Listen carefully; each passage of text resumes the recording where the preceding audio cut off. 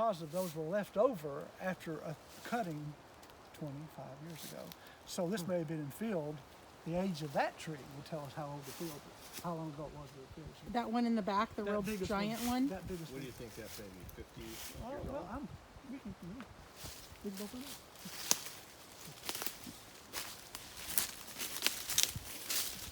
So, and that road that you're on, and again, I may have told you this, loblolly.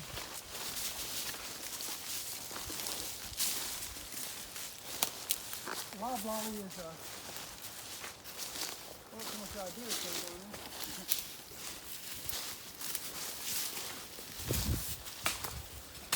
Okay. If you don't mind doing that again, please. Sure. I don't know if I can get to the middle of that one or not, but we'll get pretty far in. And again, an oak tree would be a terrible, I'd hate to bore an oak. I mean, I do, but you'd be surprised, we just go in a couple of inches when we bore an oak tree because we're really looking about how fast it's grown in the last few years, more so than the age. The age is fun, but I bet you I can show you something here that'll be sort of cool. And this is a loblolly? Yes, ma'am. LOB. And we're trying to distinguish how We're long going to ago call this this pasture Pizarro's was? cabin number 1. Pardon? What are we trying to distinguish how long ago this was planted? Now that I've thought for a second, these loblollies aren't native.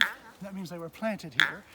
They don't plant, you can't plant loblolly in the shade, so it had to have been planted in the field. And so therefore the age of this tree is probably when the field was abandoned.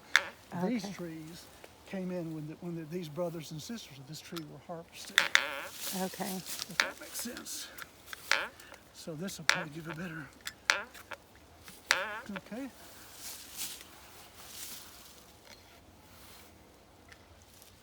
I just bought a book called Tree Story, and it's about. I'm gonna let you hold that. I'm gonna get that out. It shouldn't. You bore an oak tree, you've got to get out immediately. The tree will just grab it and not let go of it. Oh, really? Then you lose it, huh? And this is very expensive. This is $200. That little device. This little device. And I don't think we got to the middle. That's a loblolly tree. You don't think we got to the middle of it? I'm pretty sure we didn't. Okay. Okay, that's fine. But again, you don't have to be a forester to. I was hoping to show you something, and at a glance, I don't see it. You can, when this forest was thinned, the trees were crowded like we are. Our growth rings get smaller, and then when we cut, we three guys down and leave your wife, all of a sudden her growth rings start getting bigger. I see. And I was hoping, well, here you are. It's sort of conspicuous right there. The growth rings from here to there are closer together than from there to there. Now, I can't swear all my life, but if you were to count these growth rings, you could say that's probably when it was thinned, or last harvest. Is every ring a year? There are false rings, but the answer is yes. Yeah. There's false rings every once in a while. Okay, and so if you catch it in the sun, and 10, 20, I got 27 to right here. Isn't that interesting? I didn't know this, but what was the age of that first tree that I bored? I said 20, 25. Well, that jives with the fact that the growth rings started getting bigger 27 years ago. Meaning that's those are right in the same ballpark of age. Does that make sense? Unless you want this, I don't want it. I'll take it. So that one's so much bigger, and it's not very much older. It's 27 years old to where from the outside to where the growth rings started getting tight. Oh, okay. So that jives with our first reading. So how old do you think this tree is? Well, okay, thank you. The Bowater came here in 1950. Okay, so they didn't plant any trees before 1950, so you know it's not 72 years old. Okay. So it's younger than 72. So I don't know when they started planting up here, but 60, 60, 65. Okay.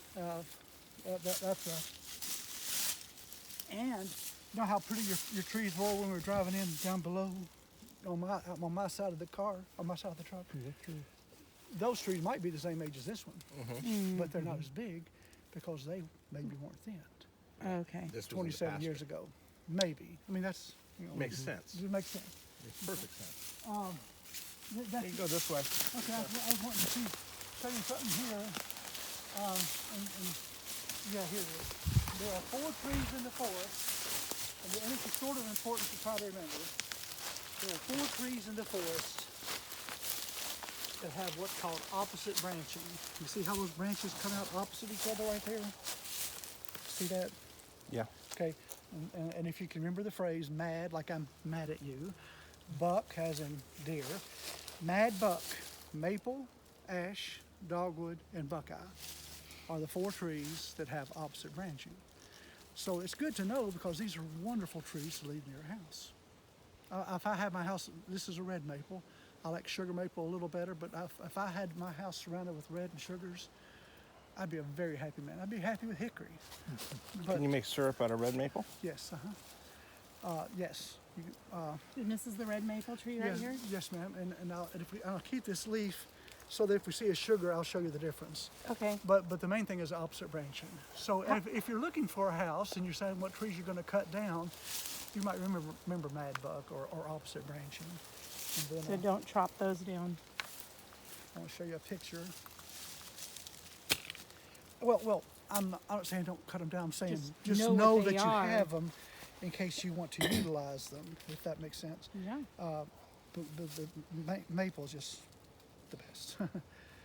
So there's something that you can do here, and this is where I used to live. This is my front yard in Delano, Tennessee. Oh, on it's the house. beautiful. Oh, Well, yeah, I've heard that's. They have a Farmer's farmer's market market. there. well, The yeah, it's right behind my Mennonite house. market? Well, you won't live there Oh. now, but look at this. That's an hour later.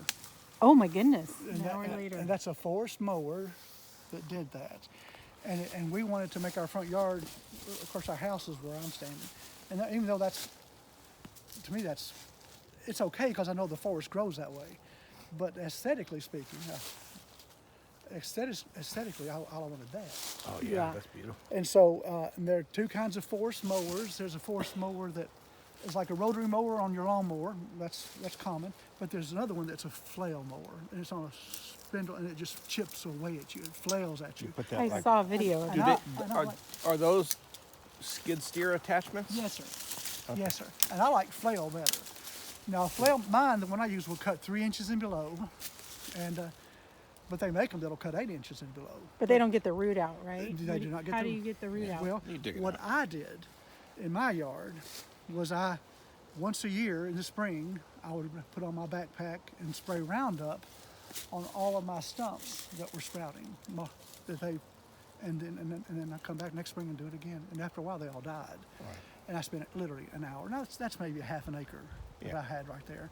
But if I'm not saying you need to do it, I'm saying if the shoe fits, there's a tool in your toolbox. I have a question. Uh-huh. It's kind of related to that. So right now I'm shopping for a tractor. I don't know what I want to get. A friend of mine in North Carolina says, "Oh, you need to get one with tracks," which is